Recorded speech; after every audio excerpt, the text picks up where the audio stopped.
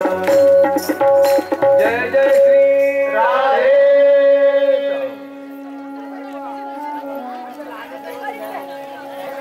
शायद गोपियों के भक्ति भी हमारे सामने कम पड़ जाए।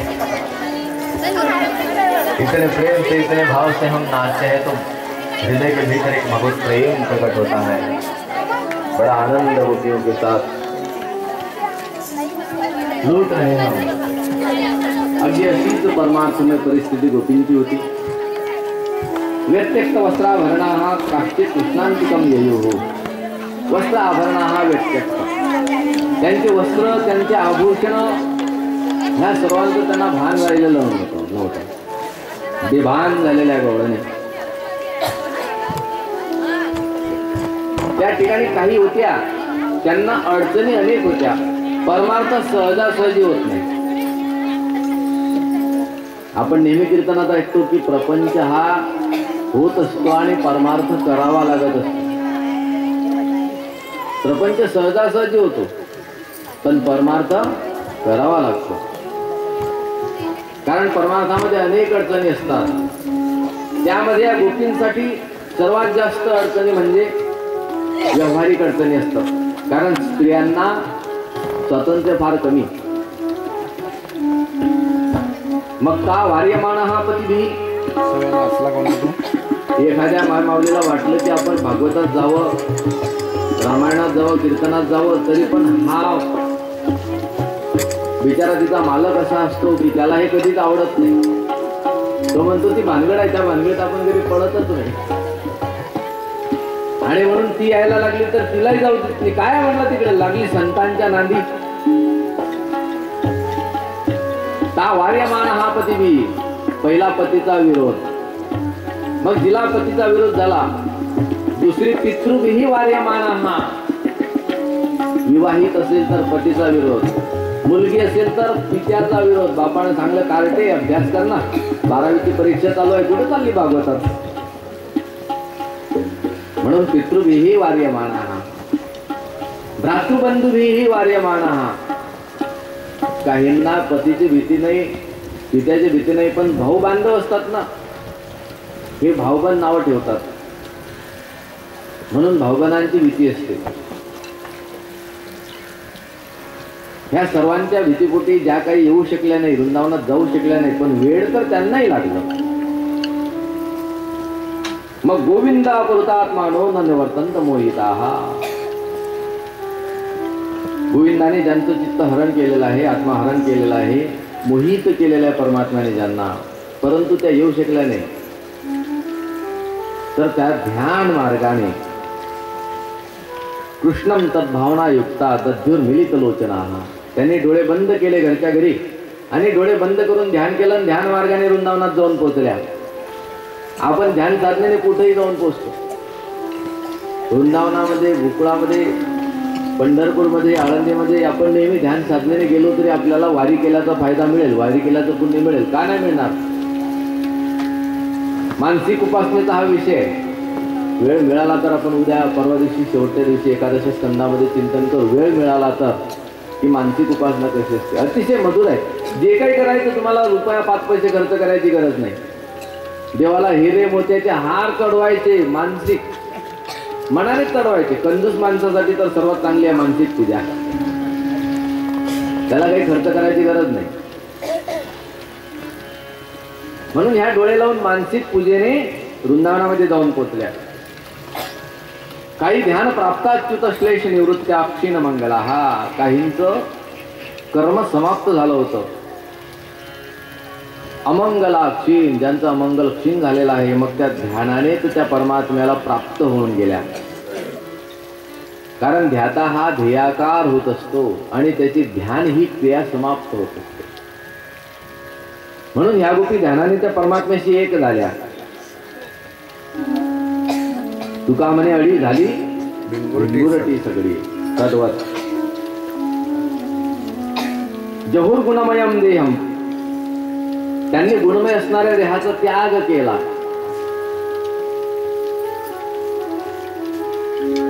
राजा परीक्षित विचारतो, महाराज त्यांनी भगवान कृष्णावर जे प्रेम केलं होतं त्या तर अगदी सामान्य माणसाप्रमाणे, जसे सामान्य आजकाल प्रेम करतात ना मुलं, त्याप्रमाणे त्यांनी प्रेम केलं होतं. आय लव्ह यू, माझं तुझ्यावर प्रेम आहे, मी खूप प्रेम तुझ्यावर करते, आणि कृष्णा तू मात्र आमचं ऐकत नाहीस. अर्थात लौकिक प्रेमासारखं प्रेम त्या गोपींचं होतं. मग तरीही त्यांना ब्रह्मप्राप्ती कशी झाली? शुकाचार्य म्हणतात, राजा मी तुला अगोदरच सांगितलं की त्या कृष्णाला परिपूर्णपणे जाणत होत्या की कृष्ण परमात्मा आहे. कृष्णम विदुः परम कांतम न तु ब्रह्मतया मुने, हा राजाचा प्रश्न आहे की त्या परब्रह्म म्हणून कृष्णाला जाणत नव्हत्या. पण शुकाचार्य म्हणतात, नाही राजा, भगवान कृष्ण परमात्मा याच्या जाणत होत्या. आणि दुसरी गोष्ट, काम क्रोध भय स्नेह कोणत्याही काही निमित्ताने होईना, पण त्या परमात्म्याला प्राप्त करायचं. त्या परमात्म्याशीच जर आपण सगळे गुण जोडले तर निश्चित त्या परमात्म्याची प्राप्ती होत असते. म्हणून त्या गवळणींना सुद्धा त्या परमात्म्याची प्राप्ती झाली. गवळणी संपूर्णपणे परमात्म्याला जाणून त्याची उपासना करत होत्या. अर्थात गवळणींची चौथी भक्ती होती, ज्ञानी भक्ती. कधी कोणती अपेक्षा गवळणींनी कृष्णाकडून केली नाही, निरपेक्ष सेवा. सर्व गवळणी एकत्रित आलेले आहे वृंदावनामध्ये, आणि भगवान कृष्णाची बासरी जिथं वाजवत होती त्याच ठिकाणी गवळण येताबरोबर भगवंताने बासरी काढली. आता आपलं काम झालं. मग गवळणींना म्हणतात, गोपींनो स्वागतम ओ महाभागा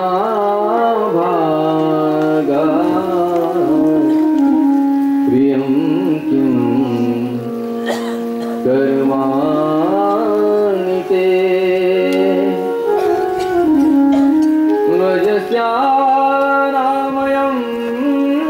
कष्टी मृतागमन कारणम्.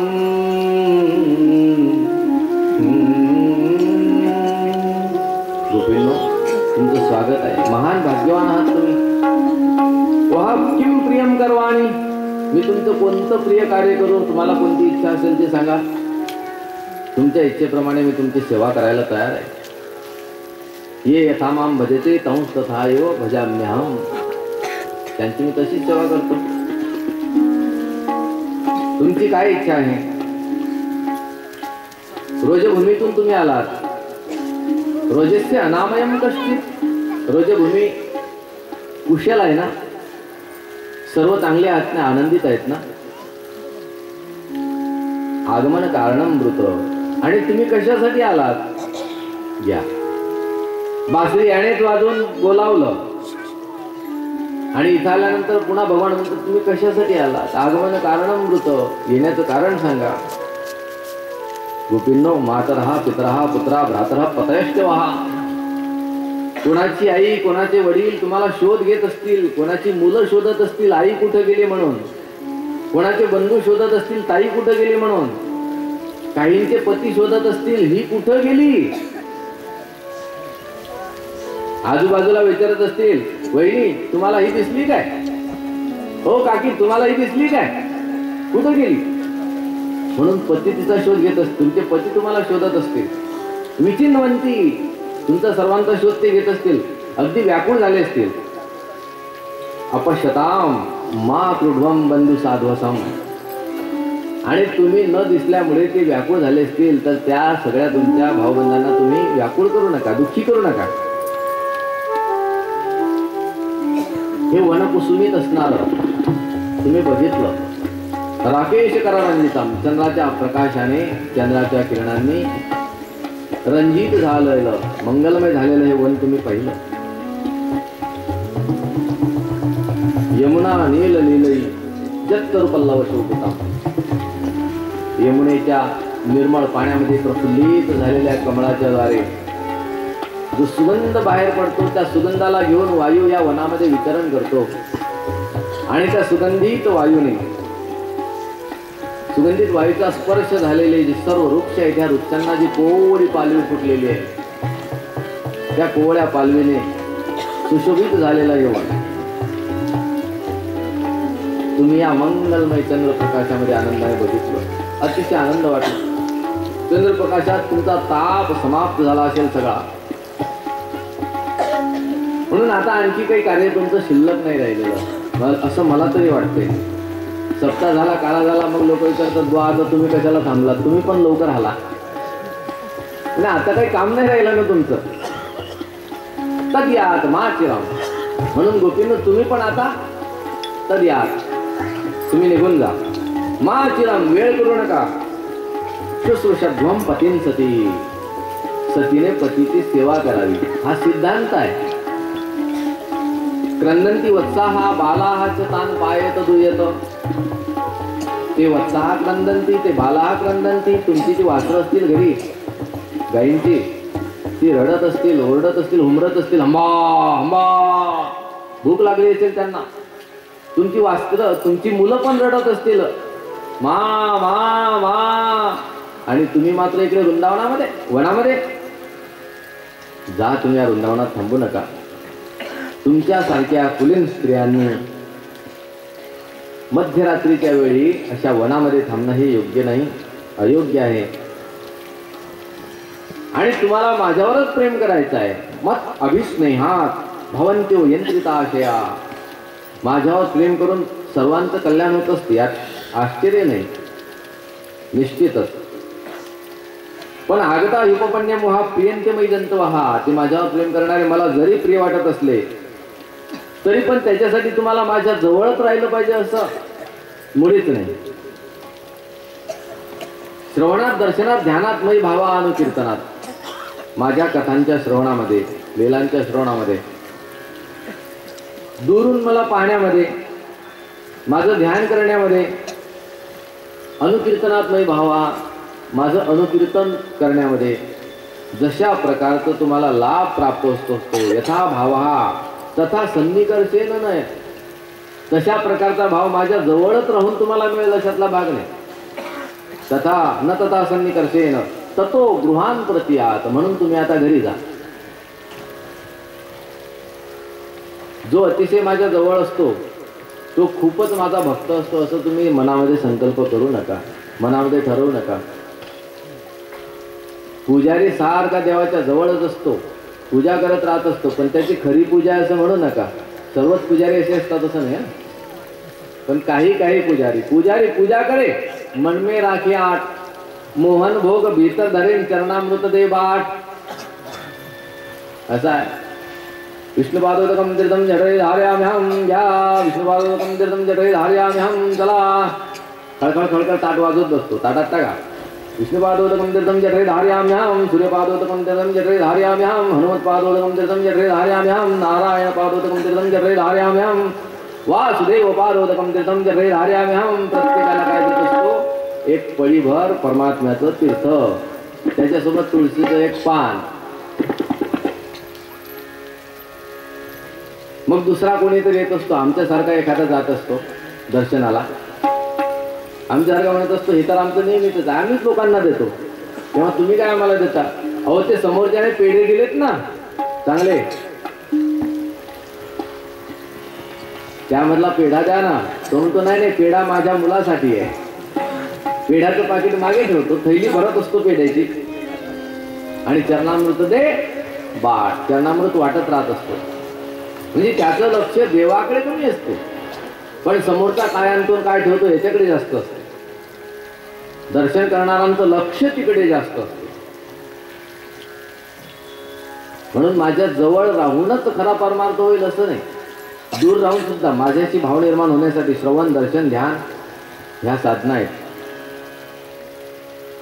जेव्हा भगवंताने असं सांगितलं, गोपी म्हणतात परंतु आम्ही तर सर्वांचा त्याग करून तुझ्यापर्यंत आलो आणि तू आम्हाला घरी पाठवतोस.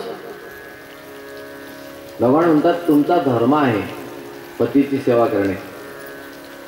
जी स्त्री पतीची सेवा करत नसेल तर तिला दोष लागत असतो, पाप लागत असतो. कोणाची जर सेवा होत नसेल ना, तर आज जर त्यांनी भागवत ऐकलं तर ते उद्या निश्चित बायकोला म्हणतील उठ लवकर भागवतात जा. म्हणजे एवढे सिद्धांत ऐकून नवऱ्याची सेवा कशी करायची जरा भागवत ऐक, तुझ्या डोक्यात उजेड पाड. महाराजांनी काय सांगितलं का? आपल्याला बरोबर बनियान बसलं म्हणजे आपण घेऊनच पळतो. जे बसलं नाही ते बाजूला टाकून देत असतो. दुःशिलो दुर्भगो वृद्धो जडो रोगी अधनो पिवा. मूर्ख असू द्या, दुःशील असू द्या, कसाही असू द्या, परंतु पतीही स्त्रीभिही न हातव्य. पतीचा स्त्रीने त्याग करू नये. जर त्याचा त्याग केला तर लोके अप्सुभिही अपातकी. या लोकामध्ये पण निंदनीय कार्य आहे आणि परलोकामध्ये पण तिला दिव्य गती प्राप्त होत नाही. नरक लोकामध्ये स्थान प्राप्त होत असते. महिला म्हणतील आमच्यावरच का अन्याय. एकतर आमच्या तकदीरात देवळा टाकून दिला, त्यातल्या त्याला पण देव माना. कसाही असला तरी त्याला देव मानायचा. घरी पकडून आणायचा, गटारातून उचलून झोपवायचा, त्याच्या डोक्यावर थंड पाण्याची पट्टी फिरवायची. फ्रीज असेल तर बर्फामधून कपडा काढायचा आणि तो डोक्यावरून फिरवायचा. थोड्या वेळानं त्याची दारू उतरली का मग त्याला जेवायला द्यायचं. मग त्याला सांगायचं दारू प्यायची नाही म्हणून. पण तुम्ही काय करता, कशाला ढोसळली होती, अशा भाषेमध्ये नाही सांगायचं. अहो दारू पिल्यामुळे बघा किती नुकसान झालं. तुमच्या पायाला लागलं, तुमच्या हाताला लागलं, तुम्हाला किती त्रास होत असेल ना. हळूच हात फिरवायचा. चांगलं वाटते, उद्या नाही पिणार. तो पण गोड बोलतो आणि 2-3 दिवस पिणार नाही. 2-3 दिवसांना पुन्हा पिला का पुन्हा त्याला उचलून आणायचं, पुन्हा परत तीच सेवा करायची, परत त्याला तेच डोस पाजायचे. कशाला पिली होती. पडले नसते, डोक्याला लागलं नसतं, हातपाय मोडले नसते. असं करता करता तो सुधरून जाईल. पण कसाही असला तरी तो त्याग करण्यासाठी योग्य नाही असं भागवत सांगतो. पतीही स्त्रीभिः न हातव्यः. जर त्याचा त्याग केला तर स्त्रीसाठी अस्वर्ग्यम अयशस्यम. तिला स्वर्गाची प्राप्ती होऊ शकत नाही, यश प्राप्त होऊ शकत नाही. फल्गु कृच्छ्रम भयावहम. हे कर्म तिच्यासाठी निंदनीय आहे, गर्हणीय आहे, भयावह आहे. जुगुप्सितम च सर्वत्र औपपत्यम कुलस्त्रिया. म्हणून कुलस्त्रियांनी पतीला सोडून असं मध्यरात्रीच्या वेळी वनामध्ये येऊ नये. गोपींनो एवढ्यासाठी तुम्ही परत जा. गोपी अतिशय व्याकुळ झाल्या, डोळ्यामधून अश्रूच्या धारा वाहू लागल्या. मैवं विभोर्हति भवान गदितुं नृशंसं संत्यज्य सर्व विषयांस्तव पादमूलम्. भक्ता भजस्व दुरवग्रहमात्यजास्मान् देवो यथादिपुरुषो भजते मुमुक्षुम्. हे विभो, भवान गदितुं नृशंसम् एवं मा. असं वचन बोलू नकोस, परत जा म्हणून आम्हाला सांगू नकोस. कारण सर्व विषयांचे सर्व विषयांचा आम्ही त्याग करून तव पादमूलम, तुझ्या चरणाच्या जवळ आम्ही आलो, तुझ्या चरणाला शरण आलो. आणि तुझं वचन आहे सर्व धर्मान परित्यज्य मामेकम शरणं व्रज. म्हणून आम्ही तुला शरण आलो.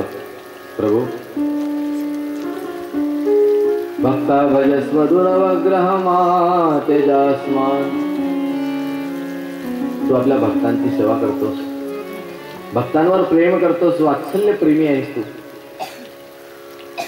जशी गाय वासरावर प्रेम करत असते, आई मुलावर प्रेम करत असते, तद्वत भगवान भक्तावर प्रेम करत असतो. आणि मग तरीही तू आम्हाला परत संसारामध्ये का पाठवतोस. तुझी प्राप्त झाली, हे संसाराचं फळ प्राप्त झालं आम्हाला.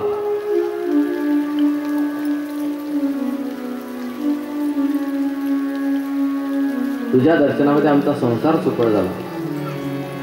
म्हणून प्रभू आमच्यावर कृपा कर. तन्नः प्रसीद परमेश्वर मास्मचिंद्या आशामृतां त्वचिरादरविंद नेत्रात. हे अरविंद नेत्र, आम्ही आशा घेऊन मनामध्ये तुझ्यापर्यंत आलो. ती आमची आशा तू तोडू नकोस. आमची फार मोठी इच्छा आहे, ती इच्छा तोडू नकोस. सिंचांगनस्त्वत् अधरामृतपूरकेन नहात्वत् अधरामृतपूरकेन सिंचांग. तुमच्या अधरामृताने आम्हाला स्नान करवा प्रभू. तुमचं ते हस्रमुख पाहून मनाला जो अतिशय आनंद वाटतो, त्या आनंदाने हृदयामध्ये असणारा जो जाळ आहे, जो अग्नी आहे, जी पीडा आहे, ती समाप्त होत असते. म्हणून तुमच्या त्या हास्यमय मुखाकडे दर्शन करीत करीत आम्हाला आनंद लुटवा. आजपर्यंत आम्ही त्या विरहाने तापत होतो. जर तुम्ही आम्हाला हा आनंद नाही दिला, नोचेद्वयं विरह जाग्न्युपयुक्त देह ध्यानेन याम पदयोः पदवीं सखेते. आम्ही ध्यान मार्गाने तुझ्या चरणी लीन होऊन जाऊ आणि आमचा हा देह विरहाने निर्माण झालेल्या अग्नीमध्ये जळून समाप्त होईल. देह सुद्धा राहणार नाही. एवढा ताप आमच्या शरीराला आहे ना की थर्मामीटर लावलं तर थर्मामीटर उडून जाईल, एवढा ताप आहे. माणूस संसार तापाने तापतो, पण ह्या गोपी मात्र विरहाच्या प्रेम तापाने तापल्या. संसार ताप हा फार कमी असतो, पण विरह ताप एवढा अतिशय असतो. या विरह तापामध्ये गोपी म्हणतात आम्ही आमच्या देहाला समाप्त करून टाकू. संसार तापाने देह झिजत जातो, विरह तापामध्ये देह समाप्तच होतो. मूळ कारणासहित सुद्धा शिल्लक राहत नाही. पृथ्वी आप तेज वायू आकाश सर्व तत्वांसह समाप्ती होऊन जाते, काही शिल्लक राहत नाही. हा विरह अग्नी आहे.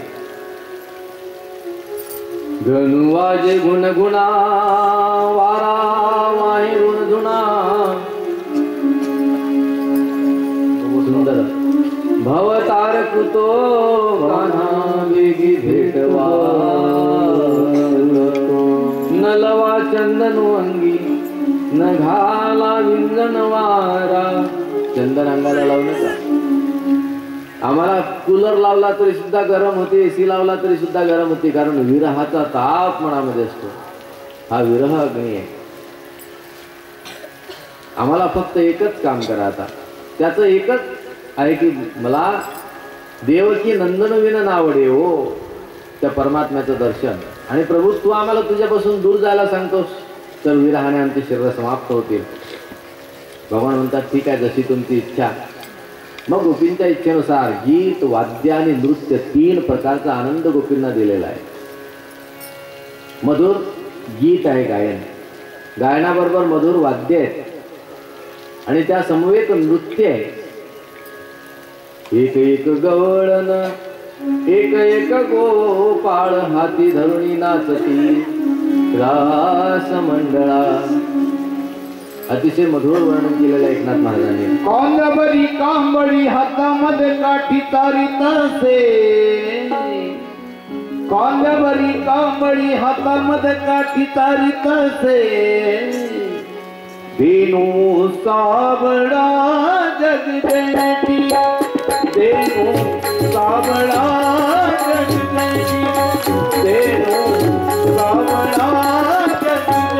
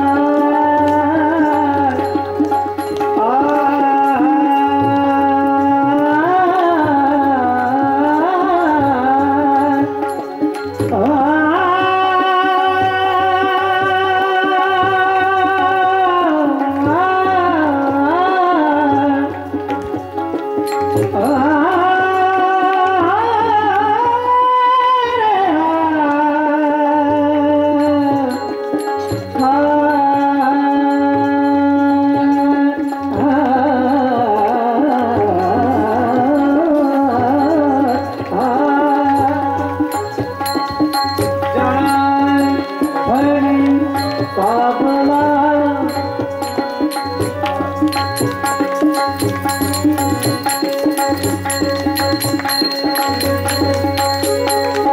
एका जनार्दनी रस मंडळ रचिले तिकडे बाहेर तिकडे अंगप्रसंग कोंदले तिकडे बाहेर तिकडे अंगप्रसंग कोंदले अंगभरी कांबळी हातामध्ये काठी काढीत असे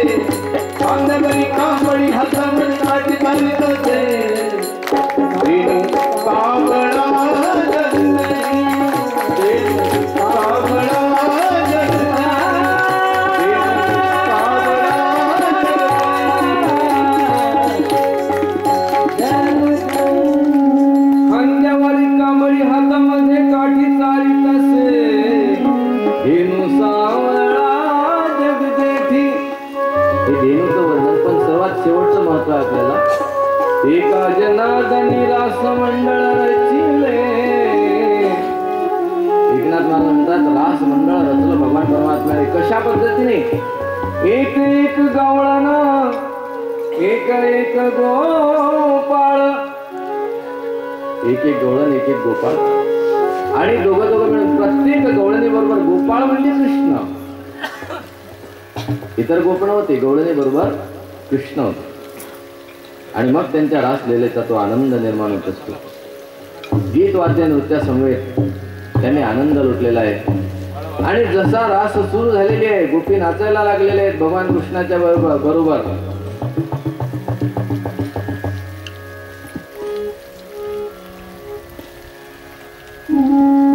तुमने मेहंदी रचाई रे कृष्ण नाम की हमने मेहंदी रचाई रे कृष्ण नाम की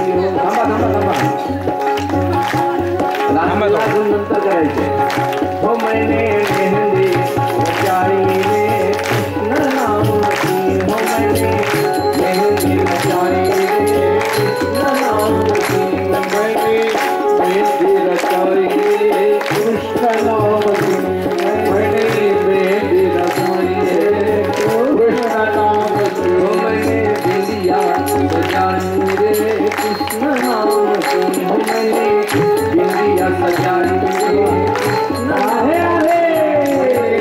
मेहंदी लगाई रे कृष्ण नाम मैंने मेहंदी लगाई रे कृष्ण नाम की मैंने मेहंदी रचाई रे कृष्ण नाम की ओ मैंने मेहंदी रचाई रे कृष्ण नाम की मैंने मेहंदी रचाई है कृष्ण नाम की मेहंदी रचाई है कृष्ण नाम की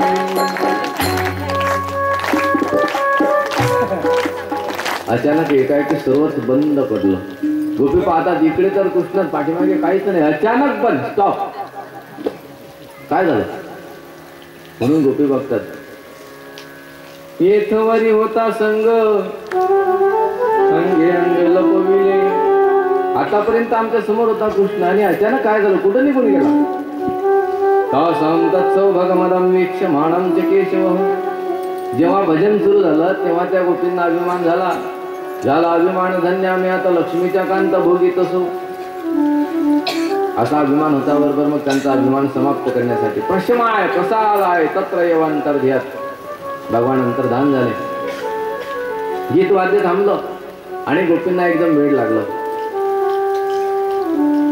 की प्राप्त झालं योग झाला पण क्षेम करता नाही आला अनेकांना जीवनामध्ये चांगला योग येत असतो पण क्षेम होत नाही मग नंतर माणसं पश्चाताप करतात म्हणजे चांगला योग आला होता पण काय करा क्षेम नाही झाला सांभाळता नाही आलं तसं गोपींना एवढा मोठा लाभ प्राप्त झाला भगवान परमात्म्याचा रास म्हणजे रसरूप परमात्म्याची प्राप्ती त्याचं नाव आहे रास रासमध्ये अभिमान चालत नाही अभिमान आडवाला तर जीव हा परमात्म्याची एकरूप असूच कसा शकेल तो एकरूप कसा होऊ शकेल जीव ब्रह्माची एकता नाही होऊ शकत म्हणून जीव ब्रह्माच्या ऐक्यामध्ये कोणताही दोष चालत नाही सत्व रज तम त्रिगुणातीत असलेला आहे श्रीमद भगवद्गीतेच्या 14व्या अध्यायाचा गुणत्रय विभाग योग त्याची जी त्रिगुणातीत अवस्था सांगितलेली आहे ती अवस्था रासलीलेमध्ये हवी आहे. त्या अवस्थेशिवाय रासलीला होऊ शकत नाही. कारण रासलीला म्हणजे रसरूप परमात्म्याशी आपण जड असणारे जीव एकत्रित व्हायचो. त्याचं नाव आहे रास. जीवाची ब्रह्माची एकता त्याचं नाव आहे रास. ही गोपींची आणि भगवान कृष्णाची नाचण्याची लीला नव्हे. मग जीवाची आणि ब्रह्माची एक होण्याची लीला आहे. त्याचं नाव रास आहे. आणि त्यामध्ये गोपींना जसा अभिमान आला तसे भगवान अंतर्धान झाले आणि गोपी एकदम वेड्यासारख्या मग इकडे तिकडे फिरू लागल्या. कोणालाही विचारतात, जो मिळेल त्याला विचारतात. कष्टित्वा अश्वत्थ लक्षण क्रोधनो मनः दुष्टवा अश्वत्थ लक्षण क्रोधनो मनः नंद सुनर्गतो ऋत्वा प्रेम सावलोकनैः. अतिशय प्रेमपूर्वक हसऱ्या चेहऱ्याने जो आमच्या मनाला आकर्षित करत होता. हे पिंपळाच्या वृक्षा, तू त्याला बघितलंस काय? कारण तू उंच आहेस ना, तुझी नजर राहत असते, तू कुठेही गेला तरी. म्हणून तू बघितलंस काय? हे नग्रोध कष्टित ते दृष्टा, कदाचित तू बघितलं असेल. हे वडाच्या झाडा, तू तर भयंकर मोठा आहेस, अमर आहेस, तू बघितलंस त्या कृष्णाला? वडाने सांगितलं नाही, पिंपळाने सांगितलं नाही. मग तुलसीकडे येतात, तुलसी वनामध्ये, आणि तुलसीला विचारतात. तुलसीला अगोदर पाणी घातलं, पूजा केली, हात जोडून मग तुलसीला प्रार्थना करतात. क्वचित तुलसी गोविंद कल्याणी गोविंद चरण प्रिये सहत्वाली पुरैर्विव्रत दृष्ट हस्ते अतिप्रियोच्युत. ते दृष्ट अतिप्रिय अच्युता, तुला अतिशय आवडणारा असणारा तो परमात्मा तू बघितला? हे तुलसी, तू त्या परमात्म्याला फार आवडतेस म्हणून तुला माहिती असेल कदाचित. सांग ना, अरे बताओ ना कहाँ है हमारे श्याम. तुलसी ने कहा कौन सा श्याम चाहिए? श्याम एक नहीं है, श्याम दो दो है. कौन श्याम खोजे तू ए बावरिया, एक श्याम दशरथ का ललना और एक बन कृष्ण कन्हैया. कौन श्याम खोजे तू ए बावरिया. हरी बावरी सखियो, आप किसको खोज रहे? कौन से श्याम को खोज रहे? बोले हम कन्हैया को खोज रहे, जो घनश्याम है ना उसको खोज रहे. घनश्याम तुम्हें ढूंढने जाए कहाँ कहाँ. घनश्याम तुम्हें ढूंढने जाए कहाँ कहाँ. कहाँ ढूंढने का उसको? शोध घेत घेत पुढे निघाल्या. विलाप करीत करीत पुढे चालतात. चालता चालता भगवंताने या सर्व गोपींना सोडलं होतं, पण एकट्या राधेला सोबत घेतलं होतं की राधे तू माझ्या सोबत चल, म्हणून राधेला घेऊन गेले होते. जाता जाता त्या राधेची चिन्ह, पावलाची आणि कृष्णाची, अशी दोघांची चरणचिन्ह उमटलेली होती. मग गोपींनी चरणचिन्हाचा मागोवा घेतला. म्हटले कृष्णाच्या समवेत आणखी कोणाची तरी चरणचिन्ह आहे, ही कोणाची असली पाहिजे. कस्या पदानी चेतानी, ही चरणचिन्ह कोणाची आहेत? याता नंद सुनुना, जिला नंदपुत्र भगवान श्रीकृष्ण घेऊन गेलेले आहेत समवेत. कोणीतरी भाग्यवान आहे आपल्या मधलीच, कारण आपलं पुण्य कमी पडलं पण तिचं पुण्य अधिक होतं, म्हणून आपल्याला भगवंतानं सोडून दिलं, पण तिला एकटीला सोबत घेऊन गेले. अनयाराधितो नूनं भगवान हरिश्वर यन्नो विहाय गोविंद प्रीतिया मनयद्रह. अनया नूनम आराधितः भगवान हरिः ईश्वरः. त्या हरीचं, त्या ईश्वराचं तिने फार मोठी आराधना केली असेल, म्हणून तर तिला एकटीला भगवान घेऊन गेला आणि आम्हाला सोडून गेला. पण जिला घेऊन गेले होते भगवान, त्या राधेला सुद्धा पुढे ती राधा थांबली. राधा म्हटली कृष्ण आता चलवत नाही. भगवान म्हणतात लवकर चल, नाहीतर मागून हा गवळणींचा पूर्ण थाट येत आहे आपल्या पाठीमागे. बाकीच्या गोपी पण आपल्या पाठीमागे आपला शोध घेत येत आहेत. लवकर चल, पुढे जायचं आपल्याला. राधेने सांगितलं सावलीत थांब, मला आता चालवल्या जात नाही, थकली, पाय दुखायला लागलेत. साच मेने तदा आत्मानम. तेव्हा तिला सुद्धा अभिमान वाटला की मी सुद्धा सर्वात मोठी आहे. जगाला सोडून भगवान गवळणीसाठी नाचतात, गवळणींच्या समवेत, पण सर्व गोपींना सोडून भगवान एकटा माझ्यासोबत येतो. मग कोण मोठा आहे?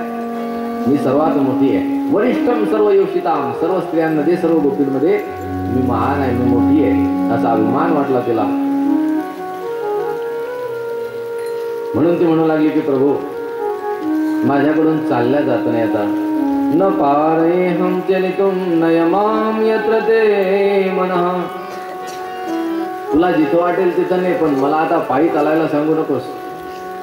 मग न्यायचं कसं तुला? का हिरोंडा आणायची, गाडी आणायची, मारुती आणायची, ट्रक, टेम्पो, टमटम चालेल काय? त्याला टमटम म्हटलं तर चांगलं आहे, पण माणसं काही नावं ठेवतात. माणसं म्हणतात त्याला डुक्कर. तुमच्याकडे म्हणतात त्या गाडीला डुक्कर, अशी नावं ठेवतात. म्हणजे ती गाडी आणू काय तुला? चलशील कसं? भगवान बसले. भगवान म्हणतात बस माझ्या खांद्यावर बस. राधेला हेच पाहिजे होतं. नाहीतरी प्रत्येक स्त्रीची इच्छा हीच असते, खांद्यावर बसायची. बरोबर आहे की नाही? विचारा तुम्ही यांना. तुम्ही फक्त खांद्यावर बसवून घेऊ नका, एवढंच काम करा. लात मारू नका, पण खांद्यावर बसवून घेऊ नका. कारण एकदा का खांद्यावर बसवलं का मग खाली उतरणार. गंगेला भगवान शंकरांना डोक्यावर घेतलं, गंगा अजून खाली नाही उतरली. म्हणून आपण वेळीच सावधान झालेलं बरं. ना डोक्यावर ना खांद्यावर, समवेत राहायचं. खांद्यावर बसायला सांगितलं, खांद्यावर बसायला लागली. स्कंदम आरुह्य असं म्हणता बरोबर खांद्यावर जेव्हा बसायला लागली राधा, तेवढ्यात भगवान अंतर्धान झाले आणि राधा एकदम जमिनीवरच पडली. मग राधाही व्याकुळ झाली, कृष्णा तू मला सुद्धा सोडून दिलंस. भगवान कृष्ण एकटेच अंतर्धानवर निघून गेलेले आहेत. इतर गवळणी पाठीमागून येतात. गवळणींना ही राधाही भेटली. राधा म्हटली तुमच्यासारखा मलाही अभिमान झाला आणि मलाही तो परमात्मा सोडून गेला. अभिमान नारायणाला सहन होत नाही, म्हणून अभिमान रहित परमार्थ हा नेहमी असावा. सर्व गोपी त्या परमात्म्याची प्रार्थना करतात. हाय नाथ रमण पृष्ठ क्वासी क्वासी महाभुज दास्यास्ते कृपणायामि सखी दर्शय सन्निधिं.